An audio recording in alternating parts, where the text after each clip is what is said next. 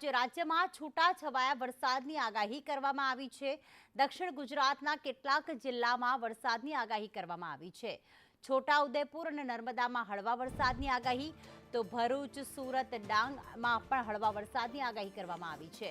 નવસારી, વલસાડ, તાપીમાં હળવા વરસાદની આગાહી, તો આ તરફ દમણ, દાદરાનગર હવેલી છે કે જ્યાં હળવા વરસાદની આગાહી કરવામાં આવી છે। અમરેલી, ભાવનગરમાં પણ હળવો વરસાદ રહેશે। માછીમારોને 1 જૂન સુધી દરિયો ન ખેડવા સૂચના।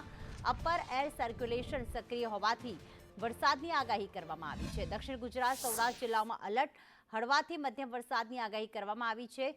આપને ગુજરાતનો નકશો અમે બતાવી રહ્યા છીએ અને સાથે કયા ભાગમાં, કયા જિલ્લામાં આજે વરસાદની આગાહી છે। હજી ગુજરાતમાં સત્તાવાર રીતે ચોમાસું બેઠું નથી, પરંતુ દરિયામાં જે 3 સિસ્ટમ સક્રિય થઈ હતી તે મંદ થઈ ગઈ છે, પણ સાથે હળવા વરસાદની આગાહી કરવામાં આવી છે। વલસાડ છે, છોટાઉદેપુર છે, ખેડા છે, તાપી છે, નવસારી છે, અમરેલી છે કે જ્યાં હળવો વરસાદ રહેશે। ભાવનગરમાં પણ આજે વાદળછાયું વાતાવરણ રહેવાની શક્યતા વ્યક્ત કરવામાં આવી છે। હળવો વરસાદ પણ પડી શકે છે, ઝાપટા પણ પડી શકે છે।